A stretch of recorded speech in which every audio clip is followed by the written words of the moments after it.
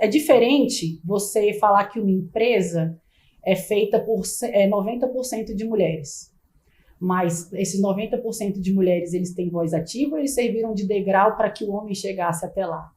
Da mulher da indústria à mulher ribeirinha, toda voz importa, toda história é um ponto a mais nesse conto, que vai virar uma realidade que eu espero que daqui a 20, 30 anos a gente não tenha mais que estar numa sala, em uma reunião, e falar assim, quantas mulheres aqui já sofreram algum tipo de violência? E todas. Levantarem a... Todas.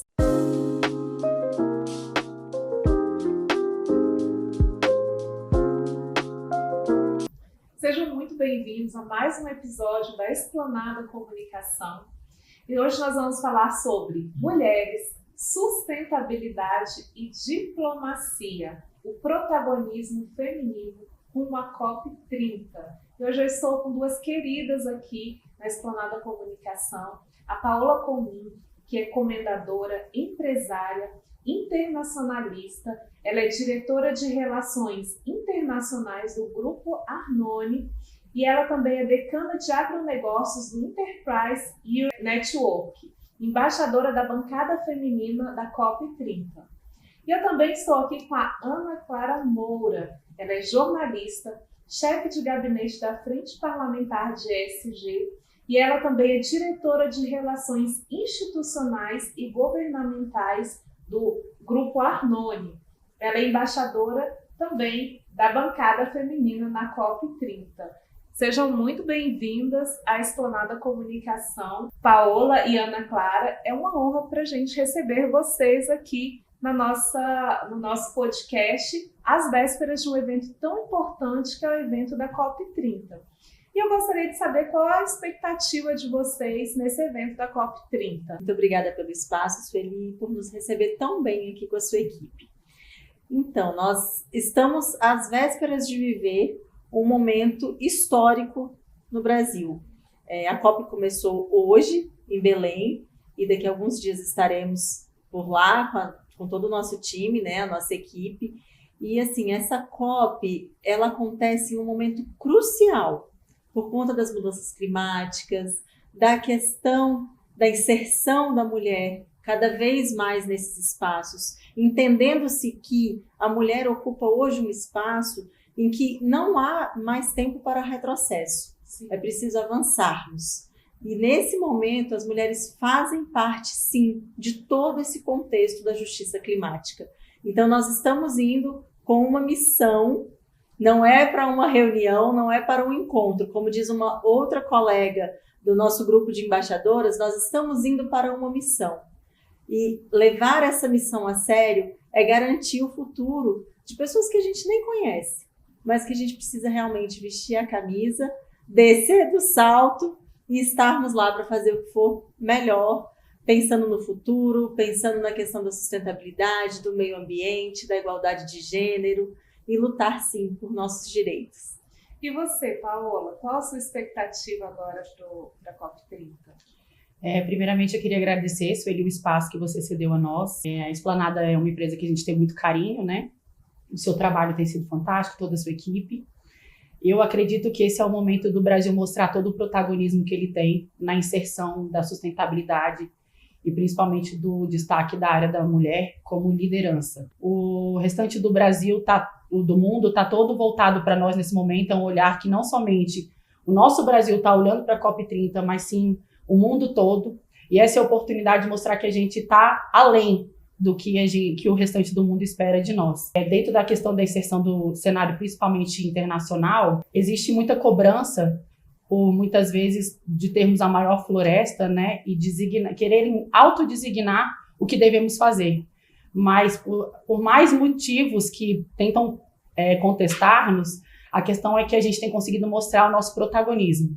O Brasil está à frente em questões de projetos climáticos, o Brasil está à frente das questões de inserção da mulher no mercado também. Nós estivemos recentemente dentro de algumas embaixadas e eles falaram que, inclusive, os países, quando mandaram as pessoas para chefe de missão, falaram: cuidado, Brasil, né? Você vai com calma, que você não sabe como é que funciona o Brasil.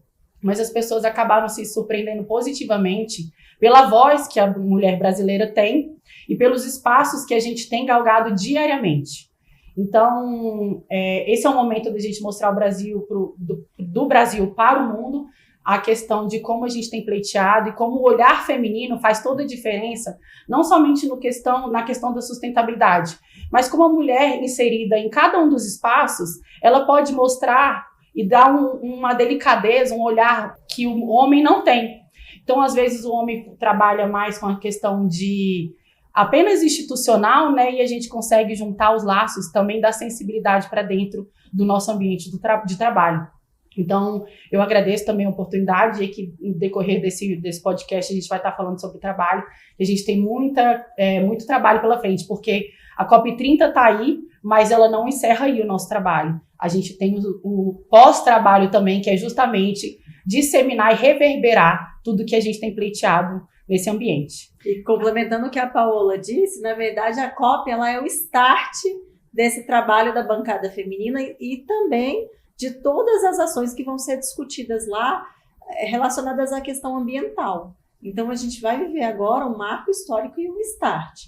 O dever de casa, o trabalho mesmo, ele vai acontecer no pós-COP. É verdade. Agora sim, vocês estão representando um papel extremamente importante na COP30. Ambas têm uma carreira, né, que a gente mencionou aqui.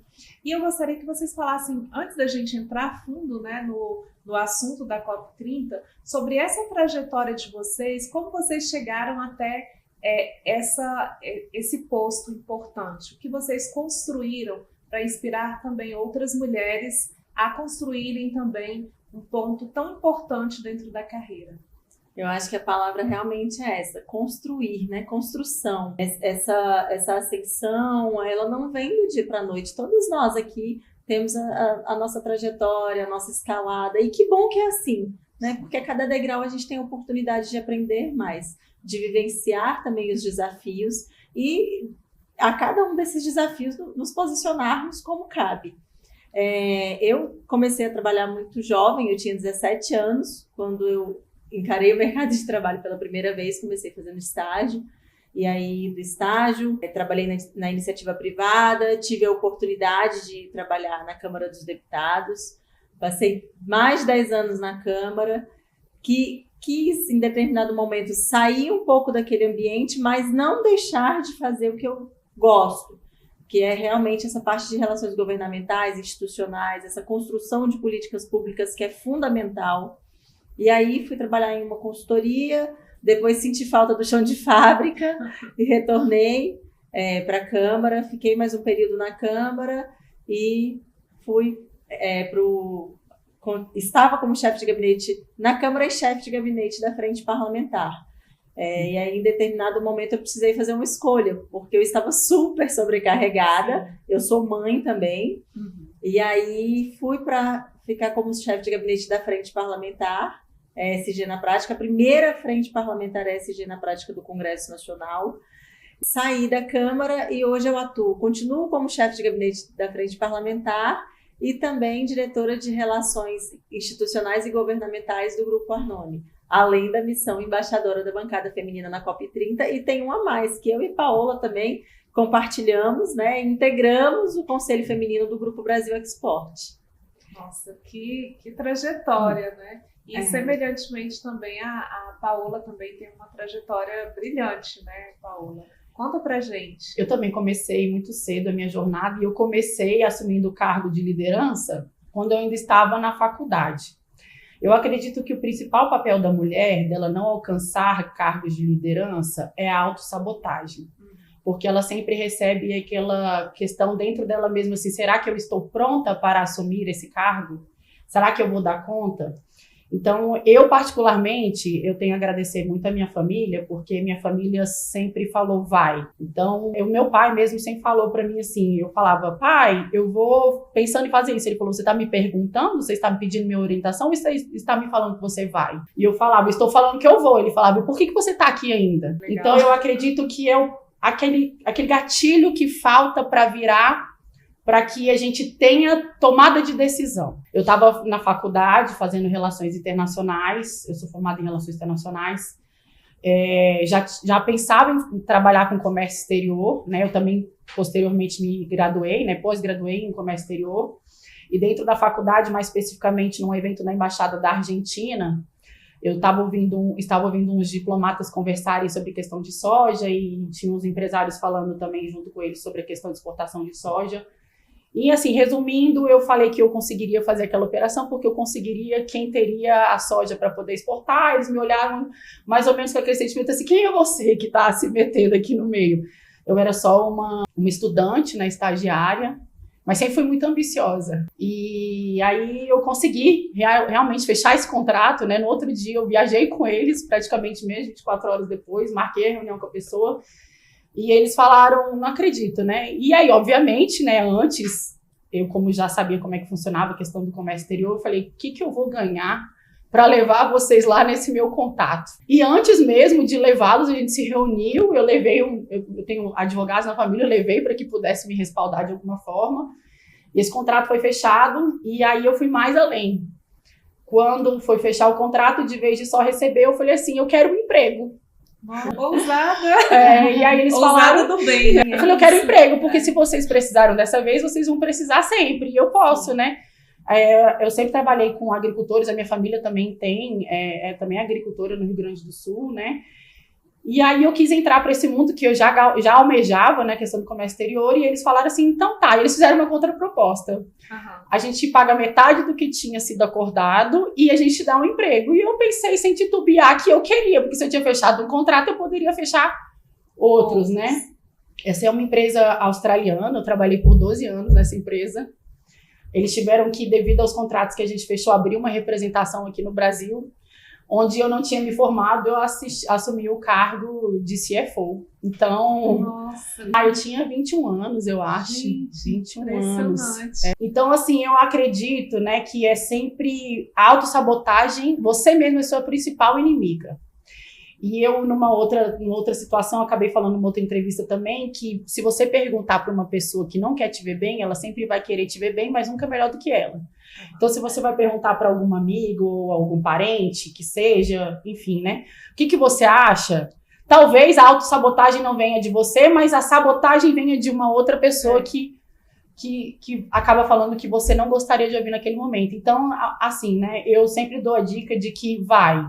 Se tiver medo, vai com medo mesmo. Então, eu trabalhei 12 anos, eu consegui, né, através desse emprego, dessa minha participação nessa empresa, alcançar espaços, assim, consideráveis, né, pelo fruto do meu trabalho. Eu acabei indo mudar para um outro estado durante um tempo, ficar indo e voltando, e fechei acordos internacionais por causa disso. Tentei ir para, não a minha carreira política, mas também trabalho política, mas eu já vi que eu particularmente trabalho muito melhor nos bastidores, e por que não focar em um só quando eu posso focar em vários setores, né? Isso também acaba, depois que a Ana é melhor do que eu, pode dizer que quando você escolhe um lado ou quando você escolhe um tema, você acaba ficando limitado àquilo. E eu acredito que, por exemplo, a Ana mesmo a gente tenha muito melhor aproveitado, feito muito mais trabalhos, né, quando ela não está vinculada a uma pessoa e sim a um propósito, né, que eu acredito que é o que a gente tem feito. Então, eu trabalhei com isso e depois eu fui convidada para assumir ainda o cargo de diretora, conselheira na Convergência de Mulheres Empresárias do Mercosul. Nossa, que legal. E essa convergência é homologada pelo Itamaraty. Então, hoje em dia, eu ocupo não só como conselheira, mas hoje em dia, há uns 10 dias atrás, um pouco menos de um mês atrás, eu assumi como diretora adjunta de comércio exterior nessa convergência também. Então, foram espaços que eu fui galgando aí. Depois eu assumi o cargo de secretária de Relações Internacionais na Confederação da Agricultura Familiar do Brasil, na CONAF, e foi aí que eu comecei a estruturar as questões de exportação da agricultura familiar. Que é o que está dentro da Agenda 2030 e das ODS, que é segurança alimentar, né? Muitos países acabam batendo nessa função aí, batendo em cima da gente de desmatamento, questão de degradação. A agricultura familiar por si só, ela já é sustentável, né? Ela usa biofertilizantes, são gerações ancestrais que mostraram como se planta sem pesticida, sem herbicida, sem nada. Então, assim, é tudo muito natural. E eu comecei a montar nesse escopo aí, junto com a confederação, cooperativas que pudessem exportar. E foi aí que eu cheguei no Instituto Global, né? O vice-presidente Sorte Marquezine me convidou para que estivesse junto no Instituto Global, tratando da parte de segurança alimentar, meio ambiente. Eu entrei, ainda quando estava na Secretaria de Relações Internacionais, comecei a participar dessas questões de segurança alimentar, que é um dos propósitos do Instituto Global, tratando juntamente a Agenda 2030 e as ODS, né?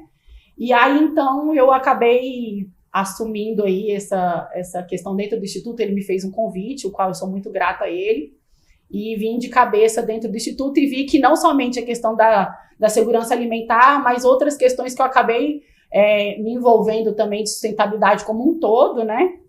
E a gente tem tratado com acordos internacionais, né? Eu tenho levado não somente a questão da segurança alimentar, que ainda é latente na minha atuação, mas também a questão de segurança alimentar, não somente aqui no Brasil, dentro dos diversos acordos que a gente também vai acabar tratando aqui, tanto com o governo, com a iniciativa privada e a sociedade civil organizada como um todo, mas também com a sustentabilidade que diariamente eu tenho aprendido e que a Ana bem coloca, né, Ana, que é uma pauta transversal. A Paula disse algo aqui que é a questão de não ter medo, né, e da autossabotagem. Sim. Eu acho que hoje o que a gente mais precisa fazer, assim, como mulher, é encorajar as mulheres mais jovens a realmente ocupar os espaços, não ter receio.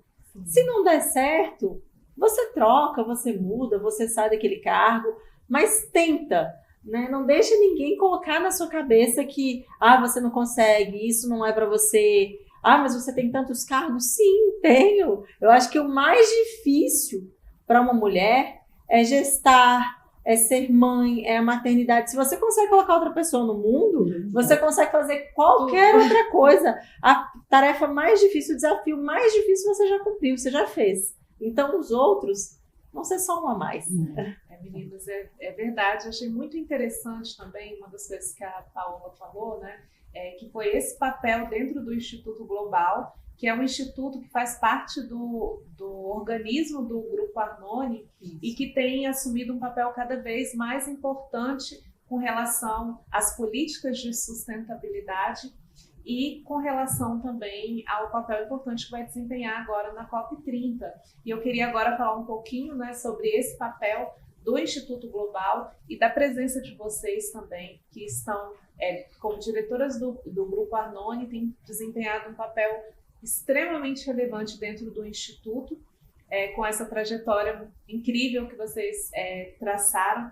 E esse Instituto ele vem ganhando um grande destaque nessas pautas de sustentabilidade, inclusive como quem puxa realmente essas pautas, né, de sustentabilidade e também de governança. E como vocês definiriam o papel e a missão do Instituto nesse cenário global? O Instituto ele tem um papel hoje que é um elo de ligação da iniciativa privada, com o poder público, com a sociedade civil, e colocar esses atores no mesmo palco, isso tem trago assim, excelentes resultados e bons debates, né, no nosso ambiente e para as pautas em que nós estamos trabalhando.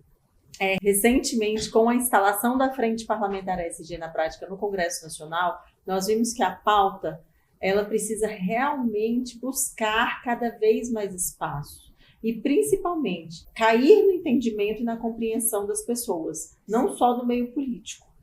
As grandes empresas, elas já trabalham muito bem a pauta ESG na prática, mas dentro da sociedade como um todo, nós temos pessoas que sequer sabem o que significa. Então, o nosso trabalho, através do nosso trabalho, a gente procura levar essa compreensão, levar esse entendimento e dialogar com todos os atores, né? Seja da iniciativa privada, do poder público, da sociedade civil, porque política pública boa não se faz sozinha.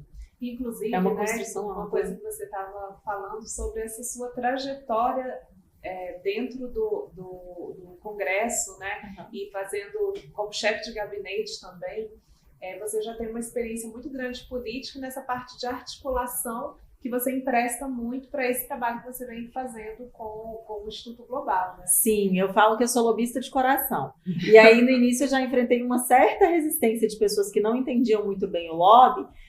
É lobista? Existe o lobby do bem. E o lobby do bem, ele é fundamental.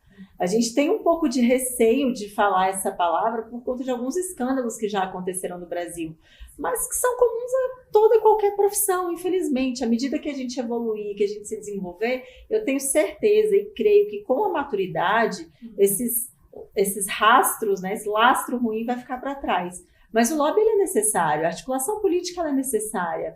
Não dentro de uma articulação que beneficie a sociedade, que traga que promova a sustentabilidade, que traga o bem para o nosso país, ele precisa existir sim. O lobby existe não só na iniciativa privada, como não só na iniciativa pública, como na iniciativa privada, dentro da sociedade civil, dentro de casa, a gente também promove o lobby internamente, né? E temos que promover cada vez mais. Eu acho que todo mundo tem um pouquinho ali de lobista, todo mundo articula um pouquinho em favor de alguma coisa. Então, que a gente possa dar as mãos e articular realmente por pautas como a questão ambiental, a questão da igualdade de gênero, e temos a grande sorte de, dentro do nosso meio de trabalho, a gente conseguir esses espaços, sabe? Nós trabalhamos com homens que eles não, em momento algum, eles tentam segurar a gente, bem pelo contrário.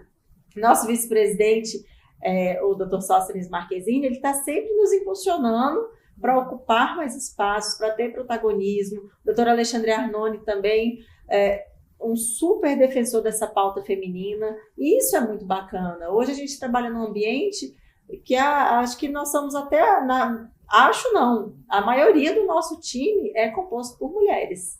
Isso é um diferencial. E só para complementar também o que a Ana falou, a questão do lobby mesmo, feito com bom compliance e acompanhado de uma boa governança, que é o que a gente tem mostrado, né, e reverberado dentro do nosso instituto, ele é extremamente necessário. Né? Nos Estados Unidos, o lobby mesmo, ele é homologado nos salários mais bem pagos americanos, ele é cadastrado. Existe a função lobby dentro dos Estados Unidos, por exemplo. Sim. E aqui no Brasil, a gente tem pleiteado isso aí juntamente à ABRIG, né? A ABRIG é a Associação Brasileira de Relações Governamentais e Institucionais, que está pautando isso aí junto com o Congresso Nacional para que seja regularizado esse lobby. Então, assim, se feito com compliance e uma boa governança, eu acho que está mais que na hora de ser aprovado. E isso é realmente um trabalho muito frutuoso e que tem a trazer bons resultados para o país como um todo. Um exemplo que eu sempre dou, na época, há bons anos atrás, né, a questão dos CDs piratas, né, da pirataria, em que um trator parou em frente ao Congresso Nacional e passou por cima dos CDs piratas, combatendo a pirataria. Vários artistas estavam presentes nesse momento, vários artistas estavam presentes no Congresso Nacional nesse momento. Então, assim, o lobby não é só para quem é da área de relações governamentais e institucionais. Óbvio que nós precisamos da regulamentação e eu torço por isso diariamente, para que realmente aconteça. Inclusive, Hugo Mota, Davi Alcolumbre, por favor, pautem essa matéria. Vamos trabalhar para que tão logo seja regulamentado, pelo bem do nosso país e da nossa profissão também. Mas e até mesmo para o compliance, né, que a Paula falou, se tiver regulamentado, é muito mais fácil fiscalizar, é muito mais fácil ter controle sobre algo que é fiscalizado do que algo que existe, não tem como impedir também. Né? Como nós já temos um excelente exemplo do que acontece lá fora, que funciona super bem. E como eu estava dizendo, essa questão lá atrás, quando os artistas ocuparam o Congresso Nacional e trabalharam ali contra a pirataria, então eles fizeram um papel também de articulação política, de lobby. Eu acho que toda classe deveria se engajar mais à política. Não adianta só ir lá eleger o candidato e depois ficar reclamando que as coisas não acontecem, que vem para cá, vem para Brasília, vai para a Câmara Municipal, vai para a Assembleia, sabe? Ocupa espaço como sociedade civil mesmo, como pessoa física. Se você eleger, você tem que cobrar. E você tem que articular em favor da sua causa, seja ela qual for. Seja da causa animal até uma questão internacional, que eu e a Paola, a gente divide super bem essa função da articulação, cada uma na sua esfera, e quando precisa, a gente, quase todos os dias a gente trabalha, a gente se junta e define ali estratégias juntas e assim a gente vai conseguindo conquistar esses espaços. Agora, meninas, eu gostaria de saber também quais são os principais projetos e também iniciativas que o Instituto Global ele tem feito diretamente na agenda COP30. E até mesmo pegando esse gancho do que vocês estão falando sobre essa articulação política, sobre esse lobby também com relação a essa agenda na COP30. O Instituto ele nasceu da iniciativa de perpetuar o legado do Kofi Annan. Kofi Annan foi secretário-geral das Nações Unidas e ele quem criou as letrinhas que a gente tanto usa hoje em dia, que é o ESG. E o ODS também, né, que é o que também está pautado, né, para tudo hoje em dia. Não, tudo a gente consegue colocar aqueles quadradinhos coloridos hoje em dia.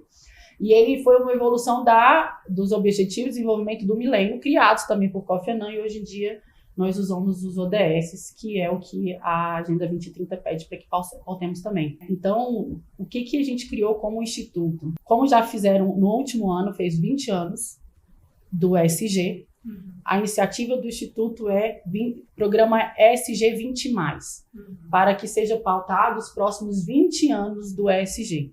E assim perpetuar o legado do Kofi Annan. Kofi Annan é o nosso patrono, né, depois de um compliance rigoroso de quase um ano, entre cartas e documentos trocados com a Fundação Kofi Annan Foundation, nós tivemos autorização para falar, né, como um braço deles aqui no Brasil e na América Latina. Inclusive, nós temos o único busto, né, autorizado também pela instituição Kofi Annan no Brasil e na América Latina. Quem tiver a oportunidade de conhecer o nosso escritório, o nosso instituto, né, dentro temos o Salão Nobre Kofi Annan. Então, dentro do instituto, nós temos pautado junto com o Pacto de Transformação Ecológica, que é a proposta do governo para a Agenda 2030. Cada país assumiu uma responsabilidade. Essa responsabilidade o Brasil assumiu e chama-se Pacto de Transformação Ecológica, onde o Brasil faz uma série de comprometimentos, desde transição energética, transição ecológica, a questão de lixo zero, né, a segurança alimentar. Então, a gente tem trabalhado junto com os três poderes, né, tanto com os três poderes quanto a sociedade civil organizada e a iniciativa privada, porque o que compete ao governo tem que ser reverberado junto ao povo, né? O governo nada mais é do que a voz do povo. Então, nós como instituto, nós conseguimos, né, num case de sucesso, e tem trabalhado muito bem, junto com iniciativas privadas, institutos governamentais e os três poderes. Por exemplo, a gente criou um marco de implementação da sustentabilidade no Brasil, onde o nosso instituto abriu a consulta pública e já temos mais de 400 contribuições. Isso, mais de 400 contribuições. E a Paula tocou num ponto muito importante que não fazemos nada sozinho. Nós queremos cada vez mais contar com parceiros, contar com a participação ativa da sociedade. A nossa consulta pública, ela seria encerrada em determinado momento, mas nós decidimos não encerrar e ela ficará sempre aberta para que cada vez mais contribuições cheguem. Por quê? Nós estamos aqui. Óbvio que a gente tenta, através da nossa equipe, que é gigante, enxergar macro. Mas, de repente, lá no Oiapoque ou no Chuí, tem alguma coisa que a gente não está conseguindo observar. Então, que essas contribuições cheguem até nós, para que de cá nós possamos trabalhar e dar andamento aos clamores de quem quer que seja. E unir esses pontos, né? Criar esses laços, criar essas conexões e trabalhar. A gente não pode dizer, né? Se eu sou governo, eu não posso determinar numa atitude unilateral o que é bom. E eu, como empresário, não posso dizer unilateralmente também para o governo o que deve ser feito. Então, a melhor forma que a gente fez foi unir, né, esses esforços aí para que seja pautado, não somente nacionalmente, mas internacionalmente. Dentro do programa ESG 20+, nós temos 20 conselhos que foram galgados dentro dos 20 princípios do ESG. Então, nós temos cases assim, né, de presidências desses conselhos, que a Ana posteriormente vai falar melhor aí, sobre a presidência ser determinada por pessoas que são experts na área. Então, a gente tem a Embrapa, a AGU, CGU, a Ana vai estar falando um pouco mais sobre isso, e principalmente, não somente questão nacional, mas internacional. Nós criamos também um conselho internacional para a implementação desse programa ESG 20+. O o qual eu lidero, né?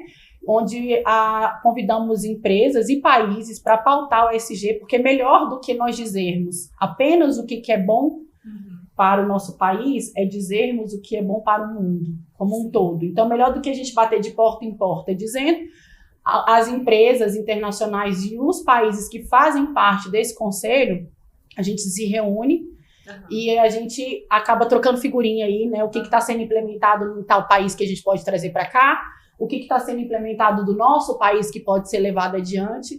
E eu fico muito feliz de ver, dentro dessa minha andança aí, que o Brasil tem tomado uma questão de destaque. Por exemplo, a Ana mesmo, como chefe de gabinete da Frente Parlamentar, eu também sou secretária de Relações Internacionais na Frente Parlamentar, onde a minha função também é levar o que está sendo pautado dentro do Congresso Nacional, junto com a Sustentabilidade, Instituto Global e a Ana, né? Que, por exemplo, a gente tem um acordo de cooperação com o Equador. O Equador, quando eu estive também palestrando lá na maior conferência de sustentabilidade, a gente falou, olha, a gente tem iniciativas dentro da frente parlamentar que a gente tem aplicado junto com o governo e com a sociedade civil organizada e a privada, né? Eles falaram, mas o que é uma frente parlamentar? Olha só. Aí eu falei, a frente parlamentar, né, a união, né, de parlamentares com interesse para defender certa pauta. E aí eles falaram, como que entra o Instituto nisso? Eu falei, nós assumimos a Secretaria Executiva, onde dali de dentro do Congresso que pauta são os parlamentares, e dali de fora do Congresso para nós temos essa missão de trazer e levar o lobby do bem que a Ana tanto fala, sobre o que está sendo feito dentro da frente parlamentar, unindo iniciativa pública, privada e sociedade civil organizada. E eles falaram, a gente não tem isso aqui. Como que a gente faz? Olha, que legal, um intercâmbio de... Isso, então eles pediram para que o nosso presidente da nossa frente parlamentar, por exemplo, gravasse um vídeo dizendo como é feito e como que funciona a frente parlamentar. O Sóstenes, né, que é o secretário, tá fazendo a gestão aí da Secretaria Executiva, falando também. Então eles já estão em reunião, por exemplo, no Equador, para que seja pautada dentro do Congresso Nacional deles a implementação de frentes parlamentares. Nossa, que bacana. Isso é fantástico. Então você imagina, né? Tanta gente no mundo dizendo que o Brasil deve fazer e a gente está levando a nossa experiência mundo afora. Recentemente também, na última semana, eu tive reunião com o Clube de Mulheres do País de Língua Portuguesa e eu falei sobre a frente parlamentar, mesma coisa. O pessoal de Portugal falou, a gente não tem isso aqui, como que a gente faz?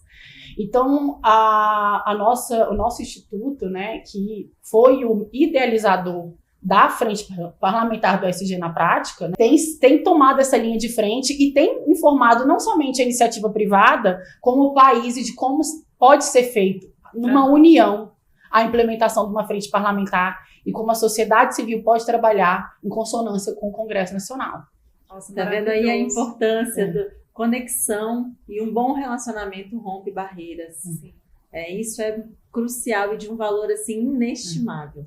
E vocês duas estão representando realmente assim, né, dois papéis, né, em dois cenários que são extremamente complementares e assim de mãos dadas, o que é muito bonito de se ver, né? Então assim realmente é de aplaudir uma iniciativa como essa e também do Instituto ter escolhido tão bem, tão excelentes representantes para levar à frente esse trabalho. Que bom, eu acho que uma coisa que a gente sempre fala muito e agora estamos tendo a oportunidade de falar ainda mais, a mulher ela ganha muito quando ela não puxa tapete, mas quando ela pega na mão e fala vamos juntas. Infelizmente hoje ainda existe muita rivalidade, né? Muito, talvez por ego, talvez por receio, mas eu acho que isso é uma coisa que tem que ser extinta urgente. Toda mulher, se caminhar ao lado de outra, ela se fortalece muito mais. Isso a gente tem que... Não há rivalidade. Tem espaço para todo mundo. E eu fico muito feliz quando a Paola está lá e eu estou no palco, eu filmo, eu tiro foto. Aí a Paola também tira foto e registra quando eu estou. E a gente vai fazendo essa dobradinha. Assim nós vamos ganhando muito mais espaço do que se a gente ficar ali... Não, por vaidade, eu vou tirar ela. Não, eu vou entrar, eu vou ocupar esse espaço. Uma só não consegue ocupar 10, 20, 30 espaços.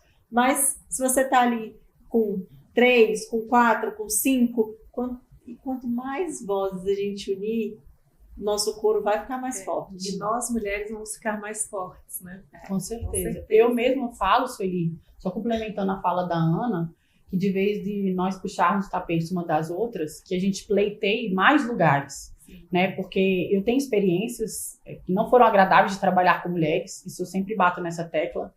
E, por exemplo, tinha uma mulher e 10 homens. De vez de tentar ter 2 mulheres e 8 homens, tentava derrubar a única mulher que tinha. Uhum. E eu acredito que é um trabalho de conscientização, como a Ana bem colocou, é melhor a gente se fortalecer para galgar mais espaços do que puxarmos tapete. Não adianta depois a gente ficar com essa hipocrisia dizendo ninguém solta a mão de ninguém, quando a realidade é completamente diferente nos bastidores. Então, que a gente mostre, não apenas porque nós somos mulheres e devemos ocupar porque somos mulheres, mas também porque mulheres têm ocupado lugares de destaque por merecimento. Nós temos merecido. Né? Eu e a Ana, como a Ana colocou, ela também é mãe, eu também sou mãe. Eu cheguei em casa depois de uma longa tarefa de árduo de trabalho, eu ainda tenho tarefa para corrigir, ser mãe, arrumar lanche e deixar tudo organizado. Né? Então, assim, a gente consegue fazer muitas outras coisas ao mesmo tempo que os homens mesmo, muitos falam, não, eu não consigo fazer várias coisas ao mesmo tempo. E até a questão da sensibilidade do olhar feminino, sabe? A gente consegue reparar em questões, né, dentro do ambiente de trabalho, que às vezes o homem ele está sempre focado daquela forma ali e não consegue prestar, e principalmente o S de social. Sim. O S de social, a mulher tem muito, né, que o SG são essas 3 letrinhas mágicas, mas o pessoal acha que é só sustentabilidade. Mas cada uma dessas letras tem uma participação dentro do SG, né, e o S de social, a mulher tem aquele olhar que olha com mais ternura, com mais sensibilidade, e eu acredito que é por isso que as mulheres têm ocupado mais espaço de trabalho. E a questão de comover e de mostrar que a mulher consegue sim, né, tá fortalecida uma com a outra e que a gente não precisa puxar tapete de ninguém. Eu também já tive, infelizmente, na minha trajetória, algumas situações assim, tristes, e que foram criadas, a gente não fala-se tanto do machismo, mas por vezes também as próprias mulheres provocam situações que são completamente desnecessárias, sabe? Tem ali um preconceito ou uma estigma tão ruim, às vezes porque a mulher é bonita, ou ela tá conseguindo, ela tá chegando lá porque ela é bonita, porque anda arrumada, porque... Não, gente... Existe uma história por trás. É igual eu falo, nós não começamos ontem. Eu comecei com 17 anos, tem 20 anos que eu tô escalando, que eu tô subindo degrau por degrau. A Paola também começou muito nova, então não é do dia para a noite. A gente tem bagagem. Você não tá só ocupando determinado espaço porque você é bonitinha, ou porque você tá arrumadinha, ou porque você deu sorte. Não, a sorte sempre encontrou a gente trabalhando. Sim, é verdade. E assim, acima de tudo, eu acho que tem uma questão importante também, que apesar desses desafios, apesar das pessoas muitas vezes que existem e ainda vão existir, né, tentarem puxar o tapete, é seguir. Porque a gente quer também que as outras mulheres sigam juntas, mas isso não pode desanimar você a ocupar os espaços que você está buscando e que você pode fazer a diferença. Que eu acho que também não é só ocupar o espaço. Acho que vocês têm mostrado dentro desse trabalho a competência para estar nesse espaço. Mesmo se vocês não fossem mulheres, vocês estariam com total brilhantismo ocupando esse espaço. Então, assim, e pelo fato de vocês serem mulheres, vocês estão vencendo toda uma cadeia, né, cultural e de preconceito. Então, isso tem ainda mais louvor por vocês estarem nesse local. E aí eu gostaria de voltar novamente para o assunto da COP30, né? Que, assim, a COP30 também tem desafios que são desafios globais. E até essa pauta feminina também é um desafio global. Embora muitas vezes a gente acabe achando que só no nosso país nós mulheres passamos por isso, mas nós temos realmente um mundo, né, que passa por grandes questões aí do universo feminino. Mas eu gostaria de saber de vocês, a gente está há poucos dias, né? Essa semana vocês já estão viajando para a COP30. Quais são os principais desafios que estarão na pauta desse encontro? Principalmente a questão da justiça climática. Esse é um ponto que não tem mais como não se tratar disso, mas não há mais como protelar. A justiça climática ela é emergencial. Esse é o epicentro ali de todos os demais temas, né? A gente tem visto aí a cada ano, as catástrofes elas estão alarmantes e muito acentuadas. E a gente sabe que as mulheres são as mais afetadas, sim. Então, essa questão da justiça climática, a igualdade de gênero, a questão da segurança de mulheres e meninas, esse é um outro ponto que eu acho que a COP também vai trazer ali muito forte. A gente tem questões hoje como o tráfico humano que, infelizmente, é assustador, que a gente precisa tratar disso também. A COP ela tem um papel fundamental, não só na questão ambiental. O ambiental é muito importante, mas a questão do social e que os líderes olhem muito atentos para a questão da governança. Não existe mais uma boa governança sem estar conectada à questão da sustentabilidade, do meio ambiente e do social. E agora, assim, voltando para a questão da bancada feminina, né, o protagonismo feminino e a bancada feminina na COP 30, vocês são embaixadoras da bancada feminina, que é um marco importante da representação de mulheres. Eu gostaria de saber como nasceu essa iniciativa. Essa iniciativa louvável surgiu da Gabriela Hollenberg, que é uma mulher admirável, super engajada, que já está lá em Belém. E ela nos convidou. Quando ela apresentou a ideia, nós ficamos assim fascinadas. Estamos com várias mulheres no grupo, desde quilombolas, ribeirinhas, indígenas, que ocupam diversos cargos. E essa somatória de forças tem colaborado para a construção da carta.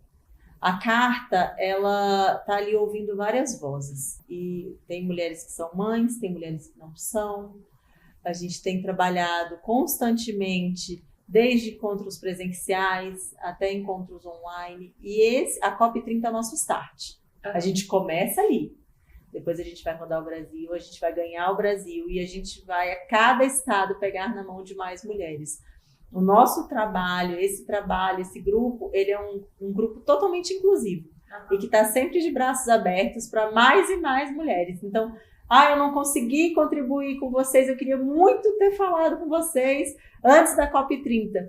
Tá tudo bem, o nosso trabalho ele vai seguir.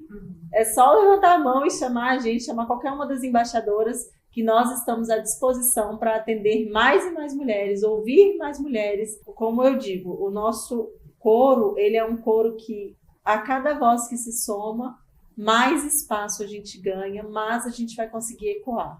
Como a Ana colocou, foi uma iniciativa da Gabriela Hollenberg, né? Ela já tem esse olhar aí de sustentabilidade. Ela tem Quero Você Eleita. Foi uma iniciativa surgida por ela, que é presidente da Quero Você Eleita. Quero Você Eleita, ela foi criada para que mulheres ocupassem cargos de liderança inicialmente dentro da política, para aumentar o percentual que ainda é mínimo dentro do Congresso e, obviamente, dentro das câmaras, né, dos municípios. E agora é feito um projeto macro, não apenas em mulheres de liderança na política, mas e sim, Quero Você Eleita em cargos de liderança, seja qual for a esfera. Então, eles têm iniciativas, né, cursos, acompanhamentos, consultorias, e ela gentilmente nos convidou para que o Instituto Global faça parte disso. Isso é importante colocar, embora, né, seja presidido por um homem e vice-presidido por outro homem, que é o Dr. Alexandre Arnone, e o vice-presidente Sostino Marquezine. Nós nunca fomos repelidas e eles sempre falam, vão e ganham o mundo. Nenhuma iniciativa que nós tivemos, né, não foi projetada. Nós temos realmente voz ativa. Eu sempre coloco também nas minhas reuniões, nas minhas palestras, que é diferente você falar que uma empresa é feita por 90% de mulheres. Mas esses 90% de mulheres, eles têm voz ativa, eles serviram de degrau para que o homem chegasse até lá. Porque a diferença está aí. Se você tem participação, se você tem projeto, se você tem voz, se você é escutada, ou se você só obedece ordens. Aham. Então, existe a diferença entre ocupar espaços de liderança e você ter 90% de uma empresa que é mulher, né? Aham. Então, eles sempre deram liberdade para a gente, eles apoiam as nossas iniciativas. Eu e a Ana, a gente trabalha tanto, na verdade, né, Ana, que eles não têm nem tempo de passar a demanda para a gente. A gente simplesmente aparece com a demanda e a gente simplesmente faz. A gente não precisa pedir informação ou autorização. Eu acho que aí está o diferencial, a Gabriela sabendo disso e da importância do Instituto Global, tanto na esfera nacional quanto na esfera internacional, na articulação com os 3 poderes, iniciativa privada, sociedade civil organizada, nos convidou para que estivéssemos juntos. Nós não apenas, né, fazemos a contribuição para a carta, mas como somos coordenadoras também da entrega da carta, então o Instituto Global é um dos coordenadores da entrega da carta, onde tem alguns institutos participantes, né? Então eu quero você eleita. Também fechamos um acordo de cooperação técnica justamente para a parte de sustentabilidade, para que essas mulheres estejam assistidas, tenham amparo também nas empresas, que grandes delas são empresários, ou que têm projetos sociais, para que a gente possa estar atuando principalmente no S aí de social, e a gente vai estar entregando essa carta aí na COP30, com mulheres dos mais variados setores, como a Ana bem colocou, né, desde as que não têm voz, que não achavam que tinha voz, que falavam, o que eu vou fazer? Você tem voz, né? E fortalecer até as mais altas da alta cúpula aí, que já ocupam lugares de destaque, como o STM, a ministra também, Maria Elizabeth vai estar conosco, né, nessa carta. A querida Luísa Brunet também, que é voz ativa da violência das mulheres e violência sexual também, que ela tem uma história triste, mas muito linda de ter ganho e vencido na vida. Ter um acompanhamento, né, principalmente, não somente empresarial, mas também principalmente de mulher para mulher, né, como um braço, como um apoio. Então a gente tem mulheres dos mais determinados segmentos aí que estão dentro construindo essa carta. Nós temos, se não me engano, 150 instituições que contribuíram. Nós fizemos essa consulta pública, esse chamamento, na verdade, para que haja a construção. As minhas mulheres também do campo aí, que inclusive eu tenho reunião com elas daqui a pouco, são as mulheres do Raiz do Campo, que eu estou muito feliz que elas possam contribuir, que são mulheres quilombolas, mulheres que saíram da linha da pobreza, também com projetos aí de tilápia, que a gente também tem acompanhado junto ao Instituto, que é um projeto de dentro do Instituto também fizeram a contribuição, que entra naquela parte de mulheres que sofreram violência dentro do campo, né, que são mulheres que não têm voz, né, ativa, então que tem encontrado um apoio, um afago aí junto com essas mulheres que têm se abraçado e se fortalecido. Então, assim, cada reunião que eu e a Ana a gente faz é uma lágrima diferente que escorre, porque não tenha uma que não conta uma história de superação, que não tenha uma que não passou um tipo de violência doméstica, abuso sexual, violência política, porque a gente tem mulher que sofre dos mais variados tipos de violência, né? Então, assim, história de superação, de que acredito, sabe, que embora todo mundo ninguém tem uma história que não é triste. Todo mundo, umas doem, umas mais tristes que a outra, obviamente, mas depende da forma que a gente trata essa dor. Às vezes a minha dor não é tão grande, mas eu trato como uma dor muito grande. Até a hora de eu escutar a voz da outra e falar, meu Deus, a minha dor não é nada. Então, acredito que essa COP30, com essa carta, né, que é inédito, ter uma carta específica das mulheres, o Brasil passou à frente disso e galgou esse espaço aí, então acredito que é crucial. Da mulher da indústria à mulher ribeirinha, toda voz importa, toda história é um ponto a mais nesse conto, que vai virar uma realidade que eu espero que daqui a 20, 30 anos a gente não tenha mais que estar numa sala, em uma reunião, e falar assim, quantas mulheres aqui já sofreram algum tipo de violência, e todas. Levantarem a mão. Todas. A gente precisa mudar essa realidade, e a gente não vai mudar essa realidade dentro de casa. A gente vai mudar essa realidade descendo do salto, vestindo a camisa e brigando lá fora. É isso. Mesmo. E vocês, assim, contemplaram, pelo que a minha próxima pergunta seria justamente quais são os objetivos da bancada feminina, mas acredito que vocês contemplaram praticamente todos os objetivos. Tem algum objetivo que vocês não contemplaram nessa fala? Vocês queiram complementar? Eu acredito que, além da COP30, né, que está o mundo todo com esse olhar para dentro do Brasil, esse passo, né, que o Brasil tomou de ter um olhar para as mulheres, a gente pleiteou, né, a questão de colocar a carta não somente na COP, mas conseguimos também, através do nosso vice-presidente Sócio Marquezine, que assumiu recentemente como conselheiro do Comitê de Sustentabilidade do Judiciário, indicado pelo Guilherme Feliciano, que é o conselheiro do CNJ, e o Fachin, que está à frente disso aí, para que essa carta seja entregue durante a COP30 dentro da Conferência Internacional do Judiciário de Sustentabilidade.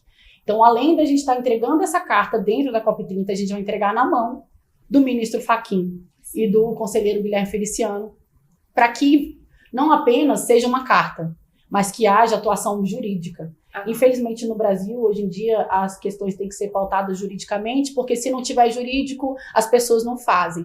Então, melhor do que a gente ser voz ativa e reverberar dentro da COP30, é entregar diretamente para o judiciário, para que também sejam distribuídos essas exigências, essas vozes dessas mulheres, que cada uma de seu setor tanto clama. Né? Então, acredito que isso é um diferencial para nós. Fomos, através do nosso instituto, o nosso vice-presidente Sócio Marquezine, que conseguiu organizar isso. Então, a Gabriela Hollenberg, junto com algumas embaixadoras, tivemos a sensibilidade de ter uma de cada setor.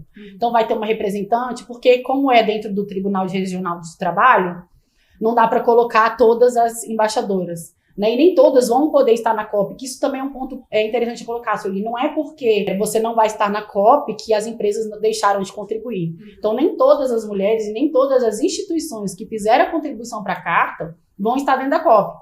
Elas fizeram a proposta para que seja feito um legado. Né? Então, assim, dentro da conferência, vão ter uma mulher quilombola, uma ribeirinha, uma negra, uma mestiça, enfim, uma de cada, uma empresária, uma que vive na extrema linha da pobreza, uma artista, enfim, uma de cada setor, para que nenhuma possa falar pela outra, e sim para que todas as vozes sejam ouvidas. Paola, você tem uma trajetória forte nas relações governamentais e diplomáticas. Eu gostaria de saber como a liderança feminina pode transformar o diálogo de ESG. Eu acredito que entra justamente nessa questão, como eu havia colocado, de mulher conseguir fazer várias coisas. Né? Eu sempre falo, eu não dou conta mais de fazer mais nada, porque eu já estou ocupando o espaço suficiente que eu poderia. Mas cada vez a gente é chamado para um propósito diferente. Eu vou te colocar, por exemplo, Sueli, uma situação. Eu falava preferia trabalhar com 100 homens do que 10 mulheres.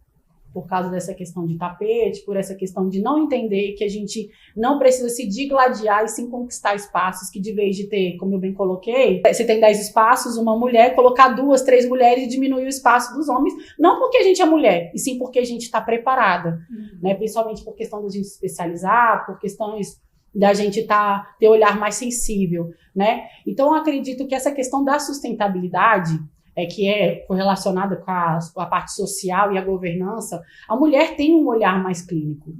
A mulher consegue visualizar todo um escopo, né? De vez de ficar, eu só consigo fazer a governança, o social, a sustentabilidade, nós conseguimos fazer tudo. Então, assim, quando me perguntaram, Paola, eu falo, não dou conta, mas eu acabo sempre assumindo uma nova questão, né? Eu assumi essa da decana, como você me colocou na introdução aí, de agronegócios, da Enterprise Europe Network. Ela é a maior plataforma do mundo de negócios. Ela é gerida pela União Europeia, pelo Conselho da União Europeia e a ESME, que equivale mais ou menos ao SEBRAE aqui. E aonde que entra? A Europa já é bem para frente nessa questão de sustentabilidade. Mas eles colocaram a nós justamente porque, primariamente, a questão, por exemplo, de agricultura, ela era desenvolvida por homens. E os homens sempre tiveram, inclusive o Brasil nesse quesito, ele é até bem preconceituoso em relação à mulher dentro da agricultura. Mas a gente tem mostrado que essas questões de agricultura sustentável, a questão de ser mulher do campo, a gente consegue trabalhar muito bem com essas duas vertentes, né? Então, onde que eu entro que a mulher, né, eu, Paola, entro com essa questão de sustentabilidade, desenvolvendo projetos voltados para que não ampare apenas uma área, mas e sim todas as áreas com o nosso olhar clínico, aquele olhar que a gente tem de mulher, aquele olhar que a gente tem de mãe também com carinho, porque muitas vezes nós não somos mãe. Mas tem enraizado em algum momento dentro da mulher o olhar de mãe, o olhar para com o outro, o olhar para projetos sociais, né? Nós temos atendido muitas empresas que são geridas por homens e que têm pedido para que as mulheres tenham um olhar clínico, né? Então, Eu tenho galgado isso, eu tenho agora assumindo essa questão desse cargo junto com a União Europeia, que eles deram um cargo que era primariamente masculino, né, deram para mim. Eu aceitei, eu já tinha falado que eu não dava conta mais, porque um mês atrás também eu assumi como a diretora adjunta da Convergência de Mulheres Empresárias do Mercosul, que é homologado pelo Itamaraty também. Falei, agora chega, porque eu já estou com muito trabalho. Mas eu não consigo. Isso não é uma proposta, eu acho que é uma missão. Então, quando me colocam, principalmente para trabalhar com mulheres, e muitas vezes que eu falei, eu não quero trabalhar com mulher porque as mulheres puxam o tapete da outra, eu entendi que quanto mais eu falo que não, mais eu sou inserida nesse contexto, porque eu entendo que é o propósito que eu fui chamada para cumprir aqui na Terra.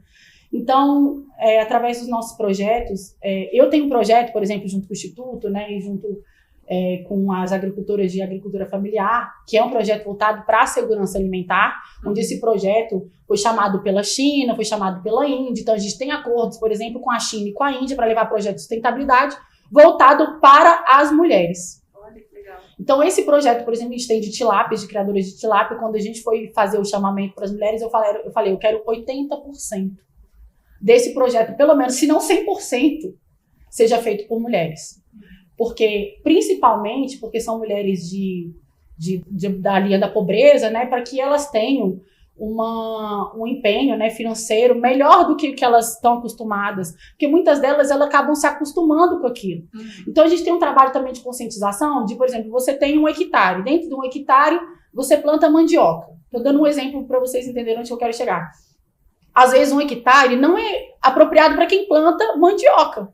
E sim, alguma coisa que demande menos espaço. Então, a gente tem chamado essas mulheres para falar assim, ó, nessa mesma área que você tem, você consegue produzir isso. Mas se você mudar para isso, você consegue produzir muito mais e você consegue mudar a sua vida financeira. Então, a gente tem feito esse trabalho de formiguinha.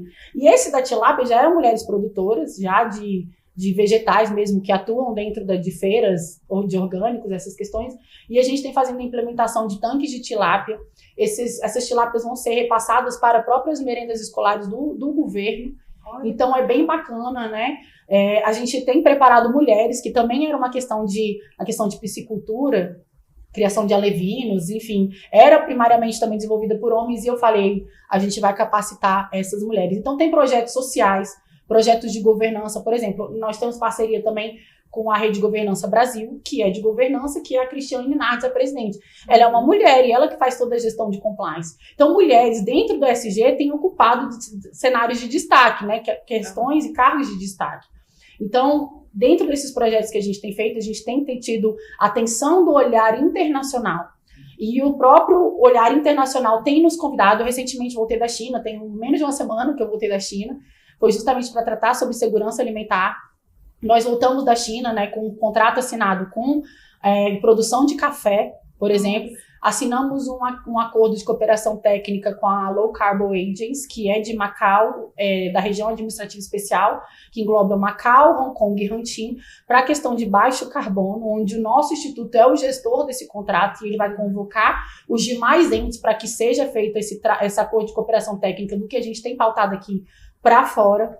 Então, essa é a minha função, né, como gestora aí da parte internacional do nosso grupo, para que haja esse olhar clínico desenvolvido por mulheres e focado em mulheres, mas que também a gente atraia não somente essa questão nacional, mas internacional, para ver o protagonismo que a gente está tendo na sustentabilidade do Brasil para fora.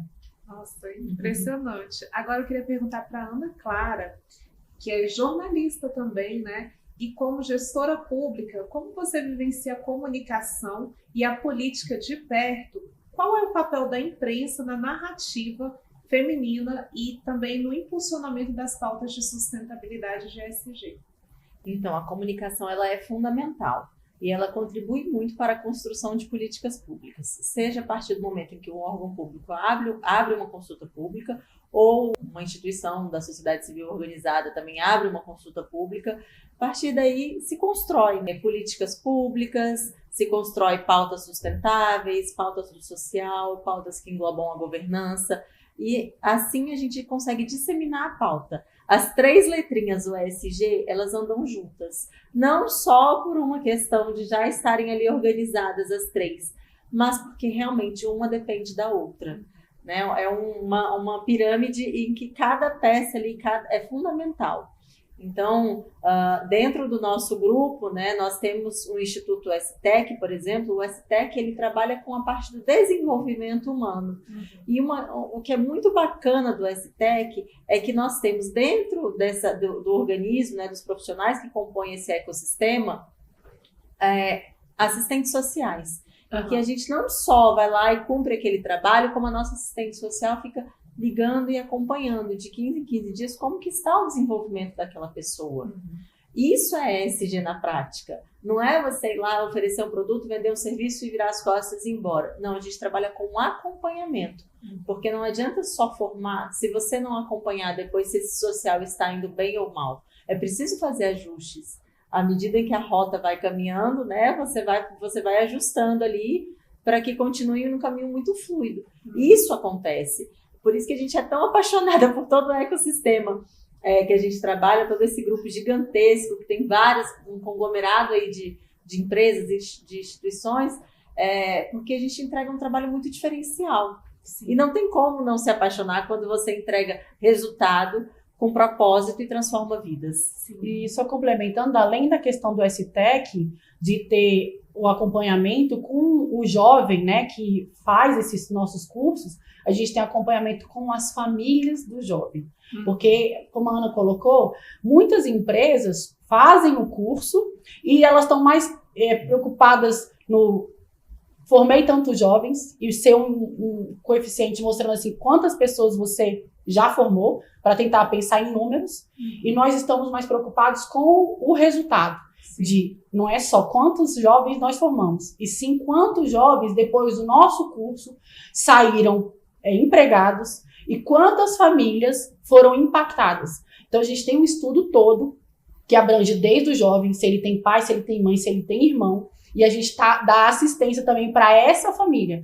Porque, às vezes, o jovem faz ali o curso, mas o problema está dentro de casa. A maioria, muitos jovens iniciam cursos e ganham até bolsas, mas não dão continuidade porque a gente não entende que o problema não está no jovem, e sim no que ele está passando dentro de casa. Então esse é o olhar clínico, é o olhar sensível que o nosso instituto tem de acompanhar as famílias e não ver apenas números, e sim impactos sociais. E eu vejo também que o instituto está sempre preocupado em reportar, né? Tudo o que acontece através do portal ESG, também está sempre prestando contas com a sociedade, informando também as pessoas, né, com as coisas que vão acontecendo. Tem a revista também, né?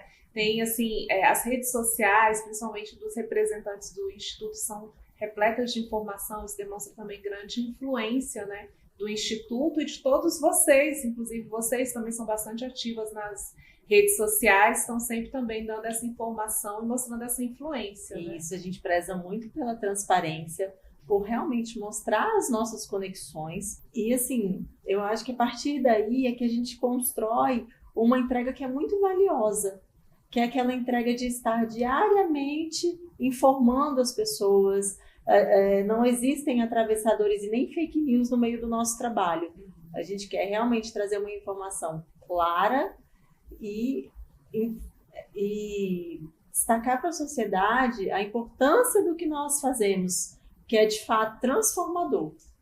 Só para complementar também esse fruto aí do nosso trabalho, né? Porque acaba que nós trabalhamos na questão internacional e a Ana na questão governamental institucional, mas também somos geradores de conteúdo para o próprio instituto, né? E para as questões que a gente tem pautado. E por causa disso, né, não é querendo puxar para o nosso lado, né, mas o nosso trabalho tem sido tão observado que nós, devido a essas informações que a gente tem pautado diariamente, nós recebemos uma moção de louvor entregue pela deputada Jane Clébia, a qual congratulou, primeiramente, né, o portal ESG, a nossa revista ESG Global, e a mim, ao Sóstenes e ao presidente Arnone e a Ana, por cada um dos nossos setores. Então, da mesma forma que a Ana cuida a questão institucional, são disseminadas as informações institucionais, a minha internacional, ao presidente e ao vice-presidente nas questões gerais. Então, não somente a revista ganhou uma moção pelo Dia do Jornalista e pelas questões como veículo de transmissão, né, mas também como os nossos trabalhos individualmente, alcançados pelo Instituto também. Então, isso é fruto de muito trabalho, um trabalho conjunto, que, graças a Deus, tem reverberado aí. E tem causado muito impacto social também, né? É isso. Tudo isso. Bom, gente, a gente está assim, já indo para o último bloco, né, de uma entrevista que eu não queria acabar, porque eu vejo que temos assunto aí para tratar durante muito tempo. Eu vou até propor que a gente volte depois da COP, para trazer o resultado da COP, para contar como foi lá. E, assim, motivar que as pessoas realmente participem desses movimentos. Eu acho que os jovens, por exemplo, se articulam, vão para o Lollapalooza, vão para o Rock in Rio, que bom, é ótimo se divertir. Mas vamos também lutar pelo social, vamos também olhar para a questão climática. A COP está sendo aqui no quintal da nossa casa, vamos participar. Que nos próximos encontros que aconteça no Brasil, mais jovens participem, mais mulheres participem. É importante, essa construção sim é uma construção super valiosa e de futuro. Gente, vocês estão, assim, a casa de vocês, né? E eu acho até que, assim, que esse podcast ele é uma iniciativa para a gente dar voz para toda essa bancada feminina também que está na COP30, né? Para a gente trazer o resultado e para não só o resultado, porque eu acho que é uma caminhada, né? E vai ter sempre resultado. A COP30 vai trazer um resultado de uma caminhada que está prestes a acontecer. Então, acho que esse diálogo ele tem que continuar. E aí eu queria perguntar para vocês também sobre, justamente tratando desse assunto, né? E que eu acho que é totalmente pertinente, sobre o futuro, a educação e a conscientização. Né, que a gente aqui, em diversos momentos, vocês comentaram que vocês também são mães, né, que vocês têm toda a preocupação, além da preservação da carreira de vocês, mas também de fazer um bom trabalho, de cuidar também dos filhos de vocês. Então, eu imagino que vocês também têm uma grande preocupação com o futuro, né? Como vocês imaginam o futuro, né, dos filhos de vocês e de todos os filhos, né, a partir desse trabalho da bancada feminina na COP30? Eu acredito que isso seja uma ação, um chamado, né? A Luciane Caiabi, que é uma indígena, né, que vai estar conosco na COP30, ela fala a seguinte frase, ela é embaixadora, né, da COP30, ela fala, isso não é uma reunião, isso é um chamado. E eu, né, como sou cristã, eu falo a seguinte frase, quem tem ouvidos para ouvir, ouça, que ninguém melhor do que tenha dito do que o próprio Jesus Cristo. Eu acredito que independente de religião, né, de cada crença que cada um tem, a gente tem a questão do respeito do que a gente quer deixar como legado. Eu vejo essa questão institucional, não somente para o Instituto, mas como o Brasil, como um protagonista nessa questão, porque eu focaria na ODS 4. A ODS 4 é a educação de qualidade. Nenhuma outra ODS pode ser galgada se a gente não tiver educação de qualidade. A educação de qualidade vai determinar, vai ser o divisor de águas, se vai ter cuidado de gênero, se nós vamos cuidar bem das nossas florestas, se a gente vai tratar da água. Todas as ODSs serão pautadas por mim pela ODS 4. Então, o que pauta para nós, que a gente tem sempre que focar, não somente o Brasil, mas o mundo como um todo, é a educação de qualidade. É ela que garante que a gente consiga alcançar resultados incríveis, seja em qualquer esfera que nós estivermos. A educação de qualidade que vai dizer como que a gente tem que ter o olhar para com o outro, para um olhar com uma nação, com a outra. Se não houver educação de qualidade, não adianta a gente ficar batendo na mesma tecla e fazer aquela peregrinação pelo mundo afora do que tem que ser feito e fazendo uma lavagem cerebral. Não, a intenção não é ter uma lavagem cerebral. A intenção é que nós tenhamos educação de qualidade, para que a gente não tenha que simplesmente repetir o que nos é passado, e sim para que a gente tenha a voz de dizer como tem que ser feito. Eu acredito que seja isso, na minha opinião. E você, Ana? Então, esses dias eu até passei por uma situação em casa que o meu filho perguntou para mim, mamãe, o que você faz? E aí eu perguntei para ele, né, o que você acha que a mamãe faz? E eu queria ter essa devolutiva dele, seria um termômetro para mim. Aí ele, tudo. Aí eu falei, ufa, eu tô no caminho certo. Realmente eu quero fazer tudo, e quanto mais eu fizer, mais eu quero fazer. Com propósito, claro. A Paola falou do ODS queridinho dela, e o meu é o da redução da desigualdade. Quando você reduz as desigualdades, você traz dignidade para a pessoa. E esse é um princípio que está na nossa Constituição. a questão da dignidade. Você trazer você reduzir as desigualdades e colocar todos no mesmo patamar, isso é muito importante. A gente precisa trabalhar essa questão, porque assim você desenvolve o social, você desenvolve a questão da educação, você desenvolve em relação à saúde, também aos acessos à saúde e principalmente segurança para mulheres, meninas e qualquer cidadão que seja. Agora eu gostaria de pedir para vocês deixarem uma mensagem com relação às pessoas que vão acompanhar a COP30, quem vai estar na COP30 e também quem não vai estar na COP30. Eu gostaria que vocês deixassem uma mensagem final aqui, que não é uma mensagem final, porque depois a gente vai ter essa devolutiva, que é esse retorno da COP30. Eu vou parafrasear a Luciane Caiabinha, uma pessoa que eu respeito muito, que é líder indígena, que isso não é uma reunião, isso é um chamado, isso é uma missão. Tantos de nós ficamos muito tempo em fila para poder participar de show, para comprar ingresso, para algo que não vai te trazer benefício nenhum. Quantos de nós estamos nos movendo para poder fazer algo de útil? Eu vejo que a parte internacional estava completamente preocupada com essa questão da COP30. E qual o nosso valor como brasileiro para estar preocupado também com essa COP30? Qual o legado que nós estamos buscando deixar? Quantos de nós estamos saindo de dentro de casa, deixando as nossas famílias para poder defender o futuro do nosso mundo, não apenas da nossa nação? Porque não adianta eu estar fazendo meu trabalho de casa aqui e o coleguinha estar ali fazendo alguma coisa errada, e sim um trabalho de conscientização. Então, eu quero convocar todos, né, que têm oportunidade ou que acham que é uma questão partidária ou um viés político para dizer que não é um viés político, nem uma questão partidária, e sim uma questão de futuro, do que a gente quer deixar. Se você quer ter educação de qualidade, se você quer que seu filho tenha uma alimentação saudável, se você quer que a gente tenha florestas, se você quer ter voz ativa, seja qual for o setor que você representa. Então, cada um de nós tem que fazer a nossa parte. Então, para quem ainda está pensando se vale a pena ir para a COP30, ou o que eu vou fazer na COP30, primeiro pela experiência que você vai adquirir lá, de diferentes povos, diferentes nações que vão estar lá, mas também a COP30 começa hoje, vai até o dia 21. Se você tem a oportunidade, vai fazer a sua parte para falar, eu fui, eu estava.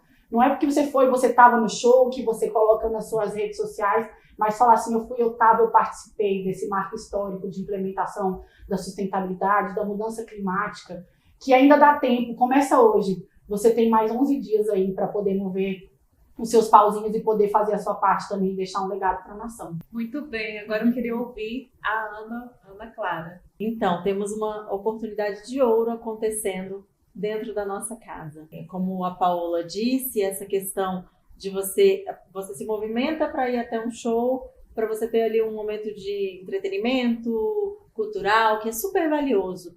Mas a gente chegou num ponto agora que o que cabe é realmente o propósito.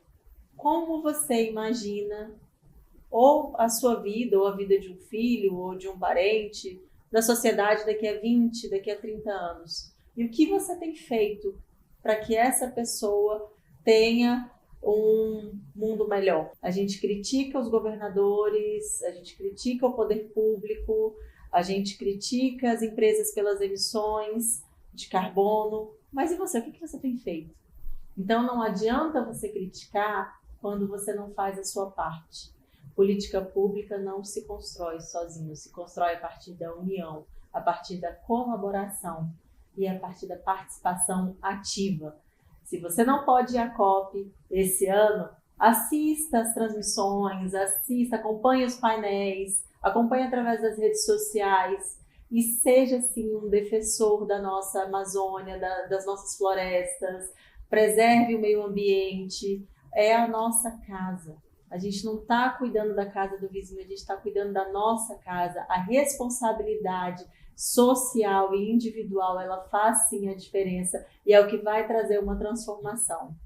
É isso, se você não pode estar lá, não adianta você se manifestar de dentro de casa, que você faça pelo menos a sua parte, a sua contribuição da forma que você puder, mas apenas faça. E hoje nós tivemos o prazer de receber aqui no nosso podcast a presença ilustríssima da Paola Comim e da Ana Clara, que participaram aqui defendendo diferentes causas em diferentes pontos de vista dentro da pauta ESG, desde o ponto de vista governamental, quanto o ponto de vista diplomático, internacional, falando sobre um tema que é um tema importante para todo o planeta, que é o tema social, ambiental, e dentro de um momento em que o Brasil está vivendo a COP30, elas hoje são embaixadoras da bancada feminina na COP30 e trouxeram para a gente o assunto de uma forma delicada, falando sobre o papel da mulher, falando sobre o papel de nós seres humanos no planeta e falando também sobre o futuro do nosso planeta. Foi um prazer recebê-las aqui dentro do nosso podcast e nós estamos com as portas abertas e queremos dar uma devolutiva desse podcast logo após a COP30 também com elas, para a gente continuar com essa pauta aqui dentro da Esplanada Comunicação.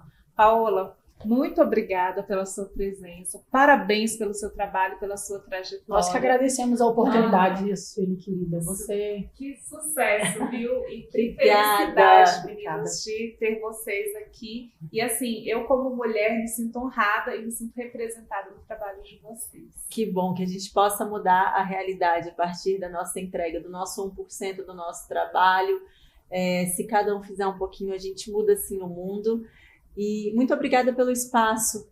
É isso, mais mulheres que abram espaço para outras mulheres. E nós temos uma listinha, viu, de muita gente boa para te passar, para ser recebida aqui na Esplanada Comunicação. Obrigada pela oportunidade. Espero que a gente tenha um retorno positivo, que a gente traga ainda mais informações e que a gente, dentro dessa COP, consiga pleitear ainda mais espaços de liderança e aumentar a nossa voz. Eu agradeço mais uma vez a oportunidade, Felipe. E vamos para cima, vamos com a gente. Vamos, nosso trabalho começou agora, foi o start. Nós vamos trabalhar muito e vamos cobrar sim do poder público que o que a gente tem colocado lá na Carta das Mulheres seja realmente pautado. Muito obrigada. Se vê muito em breve. Até breve.